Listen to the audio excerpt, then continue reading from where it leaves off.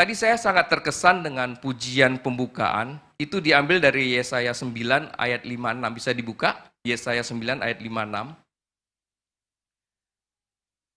Ayat ini sangat cocok dengan pujian tadi, ya. Pas sekali. Mungkin diambil dari ayat ini dijadikan lagu, ya. Ayo kita baca bersama-sama. Sebab seorang anak telah lahir untuk kita. Seorang putra telah diberikan untuk kita. Lambang pemerintahan ada di atas bahunya. Dan namanya disebut orang penasihat ajaib, Allah yang perkasa, Bapa yang kekal, Raja damai. Ayat 6.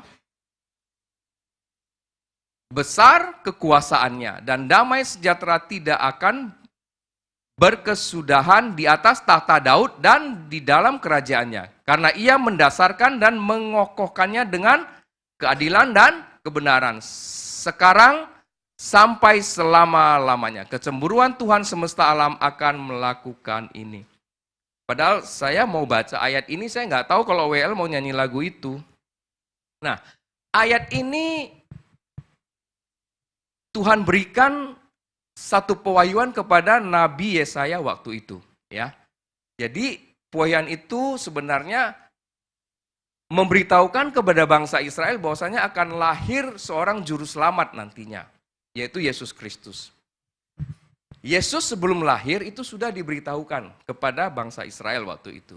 Nah, pemberitahuan ini bukan setahun 2 tahun di depan, tetapi jauh.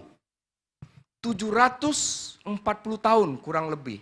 Jadi pewahyuan itu diterima oleh Nabi Yesaya, kemudian dia menulis di dalam kitab Yesaya itu, Yesus lahir itu 740 tahun kurang lebih kemudian. 7 generasi lebih, ya Bapak Ibu ya. Nah, pada masa Yesaya itu sebagai nabi, tidak banyak orang yang bisa mendengar suara Tuhan. Tidak banyak orang yang bisa mendapat pewahyuan dari Tuhan. Zaman itu ya, hanya orang-orang tertentu. Jadi boleh dikatakan orang-orang yang memang ditunjuk oleh Tuhan ya. Nah, biasanya orang-orang yang bisa mendengar suara Tuhan itu pemimpin rohani pada zaman itu. Nah, Yesaya merupakan seorang nabi yang dipilih oleh Tuhan untuk menyampaikan kabar baik ini. Kabar baik ini adalah tentang kelahiran Yesus Kristus, ya. Dan dikatakan apa? Coba balik ke ayat 5. Ya, seorang anak telah lahir untuk kita dan seorang putra telah diberikan untuk kita. Bapak Ibu yang dikasihi Tuhan, kalau kita orang tua kalau menantikan kelahiran anak itu kan sungguh bahagia sebenarnya. Apalagi anak yang kita idam-idamkan misalnya, itu bisa lahir ya, itu sangat membahagiakan kita. Nah, dalam ayat ini bahkan dikatakan seorang putra diberikan untuk kita. Wow, betapa baiknya Bapa pencipta langit dan bumi ini. Yesus itu dilahirkan, diberikan untuk kita loh. Itu luar biasa sekali. Dan tadi lagunya juga dikatakan dia disebut Immanuel kan. Artinya dia menyertai kita sampai selama-lamanya. Bahkan dikatakan di sini, di bahunya itu apa? Ada lambang pemerintahan. Artinya dia memimpin ya. Dan diberikan nama yang berbeda-beda. Penasehat ajaib, ya, Allah yang perkasa, Bapa yang kekal, dan Raja damai. Nah, dari namanya saja kita bisa mengerti apa? Yesus ini kalau memerintah beda dengan yang lain. Ya dong, kalau raja memerintah dengan apa? Tangan besi, dengan kekerasan. Tapi di sini dikatakan lambang pemerintahan ada di bahunya, tetapi kok dia memerintah sebagai apa? Penasehat ajaib, Allah yang perkasa, Bapa yang kekal, Raja damai. Berbeda. Ini jelas sekali berbeda. Yesaya menggambarkan betapa Yesus ini orang yang sangat lemah lembut. Karena dia adalah penasehat yang ajaib. Ya. Penasehat ajaib itu tingkatan yang paling tinggi sebenarnya. Ya. Tingkatan yang paling tinggi yang tidak bisa dilakukan oleh sembarang orang. Penasehat ajaib ya. Nah, roh nasihat itu ada pada Yesus. Sehingga Yesus itu apa? Pemilik nasihat. Makanya Bapak Ibu, kalau punya masalah, larinya kemana? ke Tuhan Yesus. Jangan yang lain, karena Alkitab mengatakan dia penasehat ajaib. Kenapa kita sering gagal mendapatkan nasihat yang benar untuk diri kita? Karena pada saat kita bertanya ke orang, itu nasihatnya tidak murni daripada Roh Kudus, sehingga kita tidak bisa menerima nasihat yang benar. Nah, Bapak Ibu yang dikasihi Tuhan, Yesus itu mengerti segala sesuatu tentang kita, karena dia adalah pencipta. Masalah boleh ada, tapi datanglah kepada Yesus. Karena Yesus itu yang merancang semua kehidupan kita. Dari awal sampai akhir. Kita dalam kandungan aja belum lahir, Yesus sudah kenal. Cuman persoalannya kita tidak kenal bukan tidak kenal, harusnya belum kenal. Ya, belum kenal. Yesus itu yang merancangkan segala kehidupan kita ya. Bahkan tadi dikatakan Allah yang perkasa. Itu merupakan tingkatan yang tertinggi juga. Tadi penasehat ajaib itu tertinggi, Allah yang perkasa itu levelnya juga yang tertinggi. Tidak ada lawannya. Dan dia perkasa, dia menguasai seluruh bumi ini, dunia ini. Walaupun dia Allah yang perkasa, artinya dia maha kuasa. Dia berkuasa atas segala hal. Tetapi Yesus mau lahir di dunia, Bapak Ibu. Berita ini kan menggambarkan seorang anak telah lahir untuk kita. Seorang putra telah diberikan untuk kita. Dia mau lahir, artinya apa? Dia yang begitu hebat, Yesus yang begitu hebat, dia mau lahir ke dunia ini.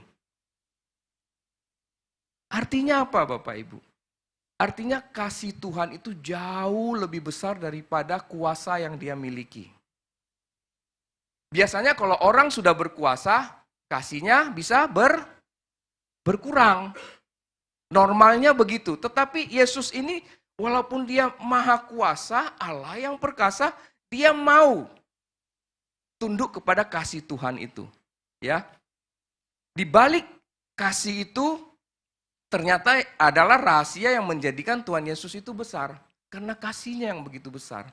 Membuat dia besar. Jadi gini loh, kita mau besar, itu harus sebaliknya kita lakukan. Yaitu mengerjakan kasih itu sebanyak mungkin. Nah itulah Yesus itu. Diberitahukan sebelumnya. Kemudian dikatakan Bapa yang kekal. Dialah terang yang akan datang ke dunia ini. Sebagaimana tadi juga pujian yang kita nyanyikan juga. Dia adalah terang. Memang dia adalah terang. Ya, supaya setiap orang yang berada dalam kegelapan itu bisa melihat terang. Bisa mendapatkan jalan keluar. Jadi sebenarnya hidup ini ya, kalau kita dekat Yesus selalu ada jalan keluar di dalam hidup ini. Mau orang katakan, udah buntu, enggak. Kalau dengan Yesus tidak ada jalan buntu. Selalu ada jalan tol, ada jalan tembusnya. Ya. Kemudian dikatakan apa lagi di sini? Raja damai. Artinya apa Bapak Ibu? Yesus ini pemilik damai. Makanya sebelum dia naik ke surga, dia katakan kepada murid-muridnya, damai sejahteraku kuberikan kepadamu. Karena dia yang punya damai itu. Coba renungkan Bapak Ibu. Dia yang punya penasehat ajaib itu. Dia yang punya raja damai itu dia yang punya. Kalau dekat Yesus sebenarnya kita enak enggak? Harusnya kita enak, bahagia, sukacita. Jangan jauh-jauh dari Tuhan. Ya. Yesus itu sebenarnya sayang sama kita. Karena saking sayangnya sama kita, dia mau lahir jadi manusia untuk membela kita, menebus kita. Supaya kita apa? Bebas, tidak didakwa oleh si jahat. Itu betapa baiknya Tuhan. Tadi dikatakan lambang pemerintahan. Ya, lambang pemerintahan. Berarti karakter memerintahnya ini, Yesus ini berdasarkan apa? Dikatakan berdasarkan keadilan dan kebenaran. Itu luar biasa sekali. Nah, Amsal katakan adil itu seperti apa? Adil itu seperti timbangan. Harus kiri kanannya sama. Tidak boleh berat sebelah. Kalau zaman dahulu kan timbangan itu bisa ditaruh di bawahnya supaya lebih berat sebelah. Zaman dahulu karena tidak ada tera dulu. Sekarang kan ada tera. Sekarang pakai elektronik digital. Semuanya bisa dicek ya. Nah, Keadilan ini bagi Yesus dia tidak melihat kekayaan, dia tidak melihat jabatan, dia tidak melihat posisi. Tuhan Yesus tidak lihat. Semua manusia sama di matanya. Ya. Jadi gini loh, kalau kita berpikir, oh saya ini orang miskin, ngapain saya datang ke Yesus? Enggak. Mau miskin, mau kaya, datang ke Yesus dia tetap terima. Mau yang punya jabatan tinggi, jabatan rendah, datang ke Yesus dia tetap terima. Mau ibu rumah tangga, datang ke Yesus dia tetap terima. Dia adalah raja yang adil. Nah, di zaman dahulu, Tuhan itu mengutus nabi-nabinya melakukan keadilan sebenarnya. Memberitakan keadilan. Contohnya, Nabi Amos itu membela kaum-kaum orang-orang yang susah. Kemudian Nabi Elia itu melawan Raja Ahab, karena Raja Ahab adalah raja yang tidak adil. Siapa lagi? Nehemia. Nehemia diutus Tuhan untuk membangun bait suci yang runtuh. Pada saat dia membangun bait suci yang runtuh, dia merasakan ketidakadilan. Nah, Nehemia itu diutus untuk membenarkan supaya segala sesuatu itu adil.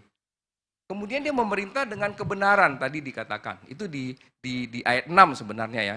Dengan kebenaran. Jadi standar Tuhan itu memerintah adalah kebenaran, Bapak Ibu. Di Alkitab itu standarnya baik. Baik itu paling rendah. Baru apa? Benar. Kemudian yang paling tinggi apa? Berkenan di hadapan Tuhan. Jadi standar Tuhan itu benar pada saat dia memerintah. Kalau baik itu biasa-biasa saja. Nah, firman Tuhan itulah kebenaran. Artinya apa? Artinya anak-anak Tuhan ini kalau mau bikin standar, standarnya harus firman Tuhan. Supaya bisa benar. Standarnya harus firman Tuhan.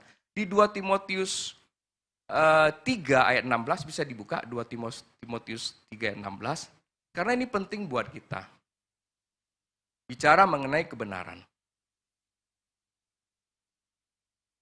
2 Timotius 3 ayat 16. Ya, kita baca sama-sama. Segala tulisan yang diilhamkan Allah memang bermanfaat untuk apa? Mengajar, untuk menyatakan kesalahan, untuk memperbaiki kelakuan, dan untuk mendidik orang dalam kebenaran. Nah, Yesus itu adalah kebenaran. Itu ada di Yohanes 14 ayat 6. Nanti kita bisa baca di rumah. Nah, orang-orang ataupun tokoh-tokoh di Alkitab yang memegang kebenaran itu ada seperti siapa? Daniel. Daniel itu tetap memegang kebenaran. Bagaimanapun keadaannya, dia tetap pegang kebenaran yang tertulis di firman Tuhan.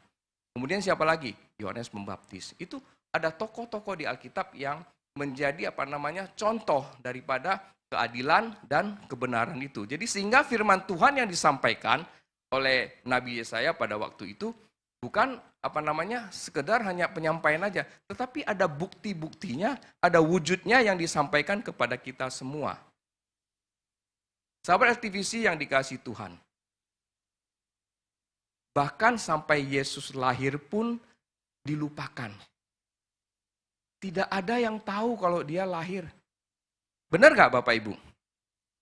Kita merayakan Natal sekarang karena kita tahu Yesus lahir. Tapi pada zaman Yesus tidak ada yang tahu. Yang tahu cuma siapa? Gembala. Yang tahu cuma gembala. Itu pun diberitahu oleh siapa? Malaikat Tuhan.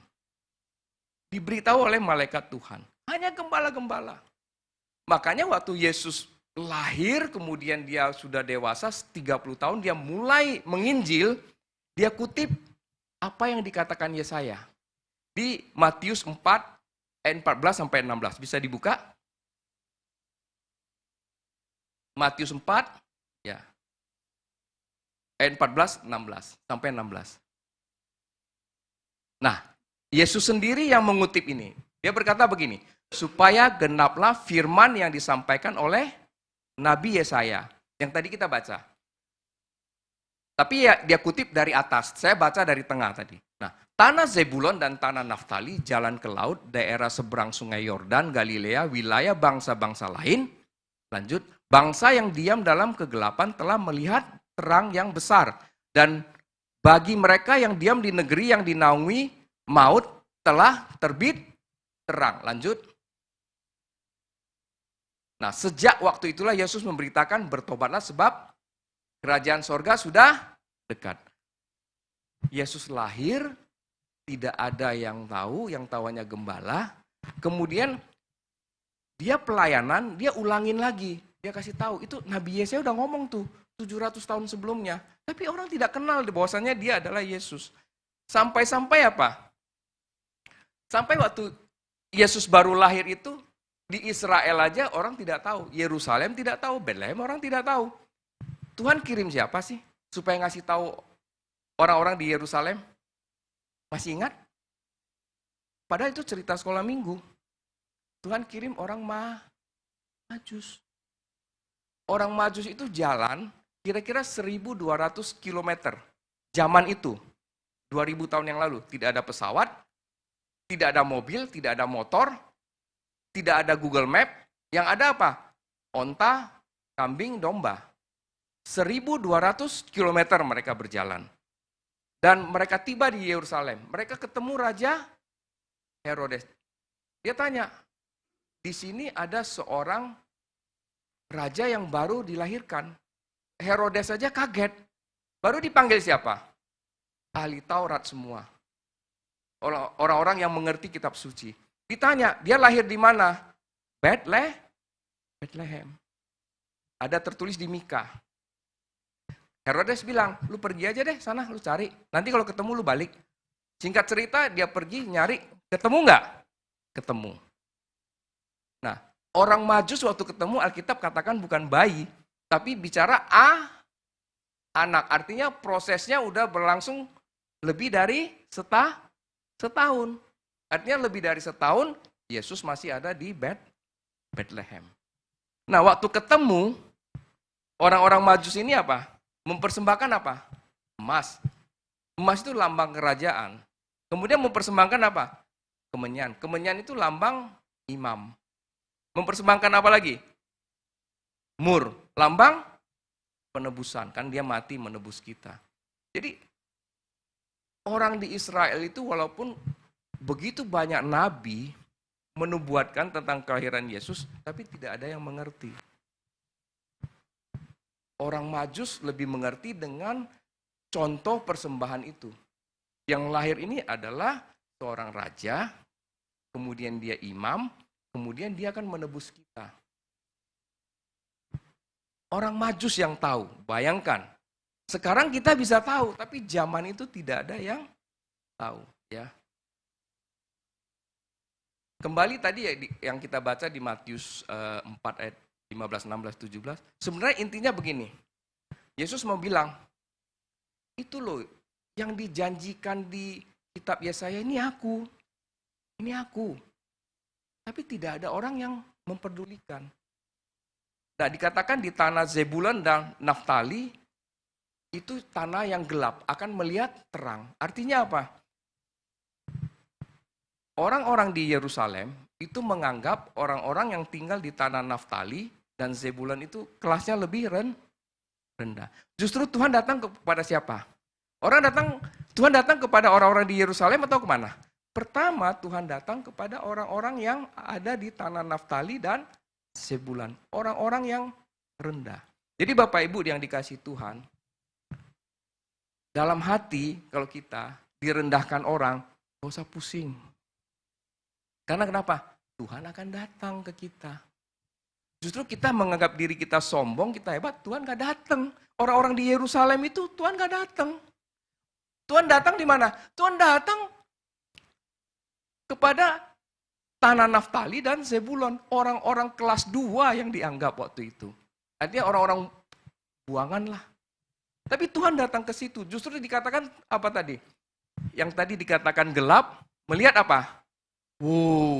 Dahsyat enggak? Dahsyat, Tuhan sayang kita, ya.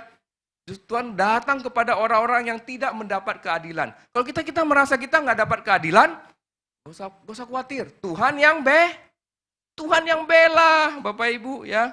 Tuhan pasti bela, ya. Justru di tanah Naftali dan tanah Zebulon, itu Yesus menyatakan kasih yang paling besar di sana. Kasih yang paling besar.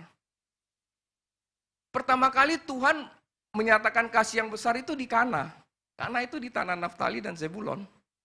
Di pernikahan di Kana. Tidak ada anggur, dia bikin mujizat. Padahal dia bilang apa? Ibu, waktuku belum tiba. Betapa Tuhan sayang sama kita.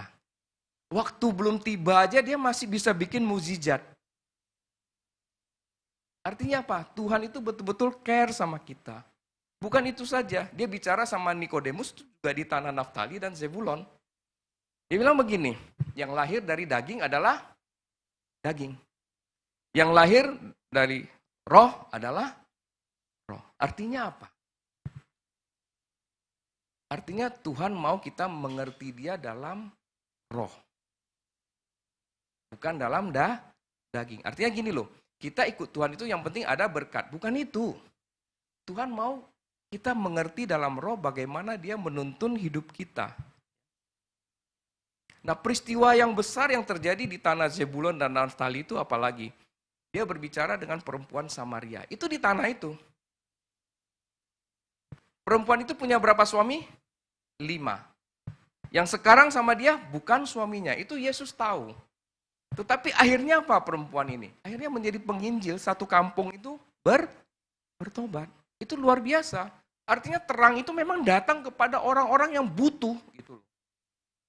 Kalau kita menganggap kita hebat, Tuhan nggak bisa datang. Terang itu nggak mau datang. Pada kita merendahkan hati kita, mau menerima Tuhan, Tuhan itu datang. Perempuan Samaria ini kan memang benar-benar dia takut ketemu Tuhan. Karena dia merasa enggak layak. Sehingga Tuhan datang kepada dia dan memberitakan siapa dia. Nah, ini terjadi di tanah Zebulon dan Naftali. Bahkan pada saat Yesus memberikan mujizat, memberi makan 5.000 orang, itu terjadi di mana? Juga di tanah Zebulon dan Naftali, Bapak Ibu. Jadi betapa Tuhan itu sayang dengan kita. Orang-orang yang terpinggirkan itu diberkati Tuhan. Ya, jangan khawatir Bapak Ibu. Kita masuk tahun 2026 dengan apa? Yakin akan kasih Tuhan yang tadi yang saya sampaikan. Kita akan yakin dan kita bawa ke tahun 2026. Nah, tema khotbah kita, saya udah ngomong belum ya? Tema khotbah kita adalah kasih adalah dimensi tertinggi bersama dengan Tuhan. Itu tema khotbah kita tadi, yang untuk hari ini ya. Nah, baik, saya akan bacakan beberapa ayat penutup daripada khotbah saya hari ini. Kita buka di 1 Yohanes 4. 1 Yohanes 4 ayat 7. Coba kita buka. Ini ayat penutup kita. 1 Yohanes 4 ayat 7. Oke, kita baca sama-sama.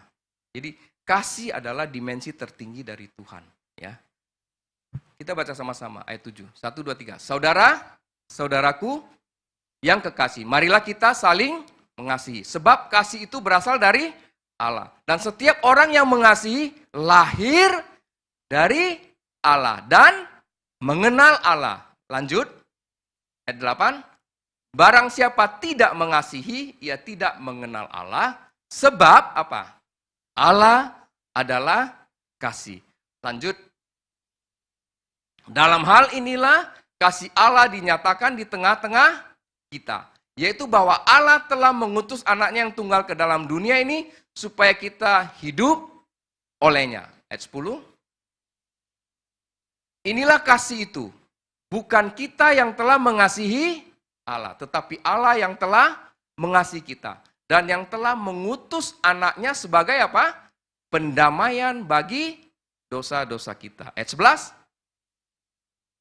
Saudara-saudaraku yang kekasih, jikalau Allah sedemikian mengasihi kita, maka, nah itu dia, haruslah kita juga saling mengasihi. Ayat 12. Tidak ada seorang pun yang pernah melihat Allah tidak ada seorang pun yang pernah melihat Allah. Jika kita saling mengasihi, maka Allah tetap dalam kita. Dan kasihnya sempurna di dalam kita. Apa sih maksudnya? Yohanes membawa ini, menulis ayat-ayat ini dengan luar biasa sekali. Artinya apa? Artinya Allah adalah kasih merupakan hakikat ilahi yang dimiliki oleh pencipta. Naturnya Allah itu kasih. Kita kan ngaku kita anak-anak Allah. Harusnya apa? Kasih itu ada di kita enggak? Harusnya ada. Kita anak Tuhan, harusnya hakikat itu kita miliki juga, ya.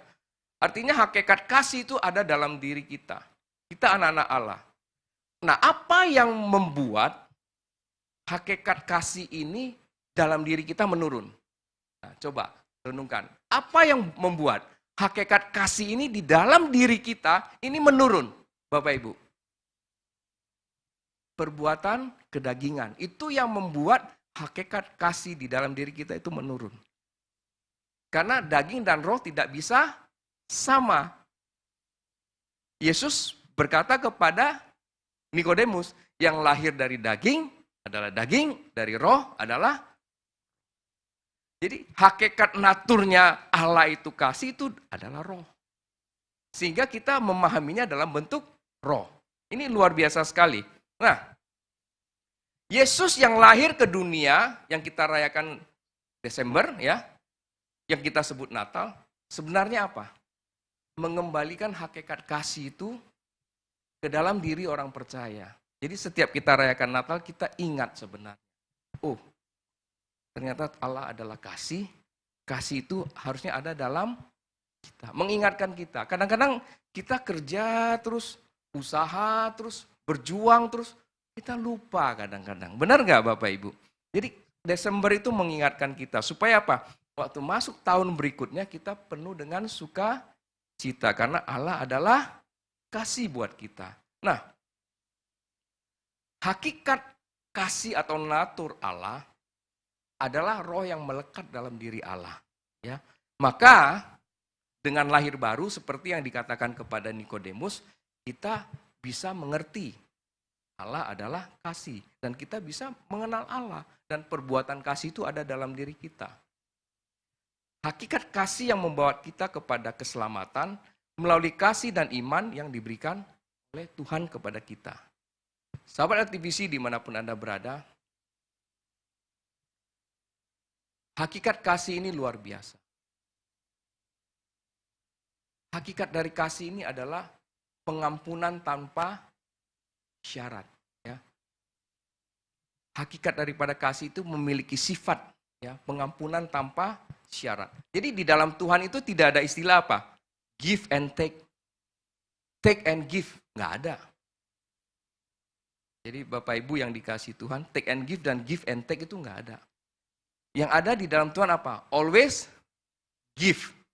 Bapak-bapak gimana bapak-bapak? Ibu-ibu gimana di sini? Always give atau take and give? Coba renungkan. Karena di dalam Tuhan itu pengampunan tanpa syarat. Nah, seorang anak dilahirkan itu adalah membawa hakikat kasih sebenarnya yang tadi kita baca. Hakikat kasih, ya. Hakikat kasih itu hanya bisa muncul ataupun kita lihat dalam perbuatan-perbuatan Roh Kudus, ya. Ada di dalam buah Roh Kudus, ya. Dan seorang putra yang diberikan kepada kita itu sifatnya itu pengorbanan. Itu hakikat kasih. Jadi pengampunan tanpa syarat, adanya pengorbanan. Jadi dalam rumah tangga juga begini. Kemarin, ya bulan lalu ya, bulan ini kayaknya Desember ya, teman saya anaknya menikah. Kebetulan saya diminta untuk bisa membawakan firman Tuhan. Ya, saya berkata kepada mereka, pernikahan itu bukan apa? Bukan sesuatu yang enak sebenarnya, tapi adalah penuh dengan pengorbanan. Karena dua belah pihak harus berkorban. Memahami sisi istri, si istri harus memahami sisi suami. Itu nggak gampang. Dua orang yang berbeda jadi satu, nggak gampang. Itu pengorbanan. Ya, jadi hakikat kasih yang dalam Allah itu sifatnya itu pertama itu pengampunan tanpa syarat. Kedua itu pengorbanan, ya.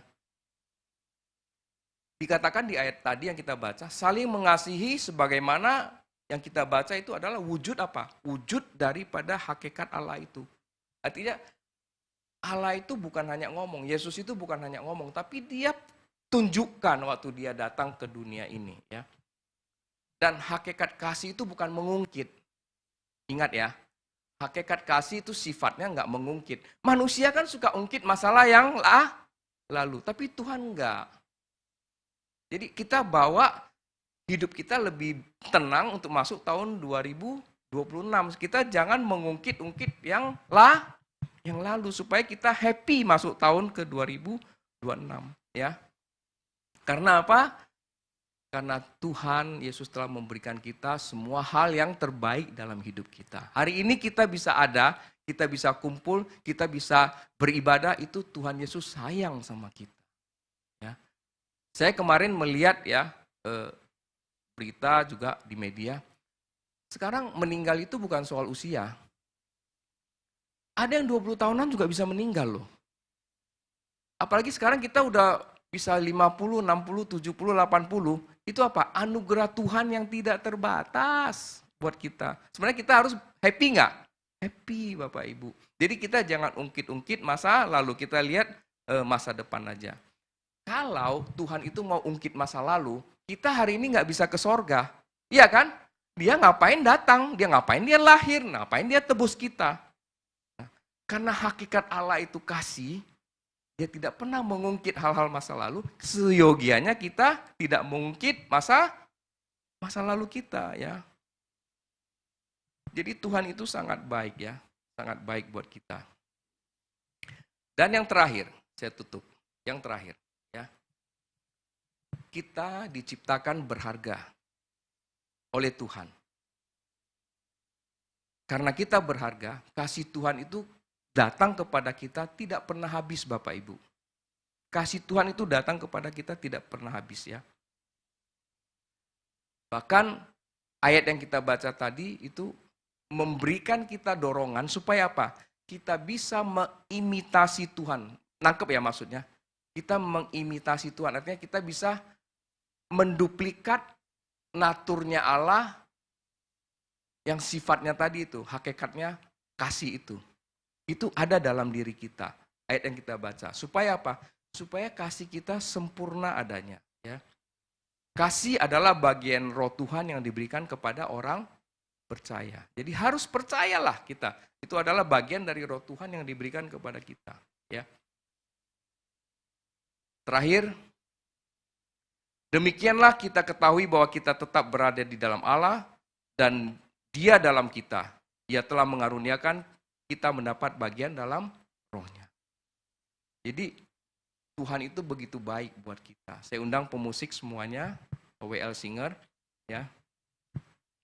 Ayat ini menjelaskan bahwa kasih yang merupakan hakikat Allah adalah dimensi tertinggi yang Tuhan mau berikan kepada orang percaya. Jadi tahun ini Tuhan mengatakan akan membawa kita naik ke dimensi yang tertinggi. Dan hakikatnya yang paling penting adalah kasih. Jadi dimensi tertinggi bersama Tuhan itu adalah kasih. Oleh sebab itu berjalan dalam kasih adalah berjalan bersama dengan Tuhan pada dimensi yang tertinggi. Puji Tuhan.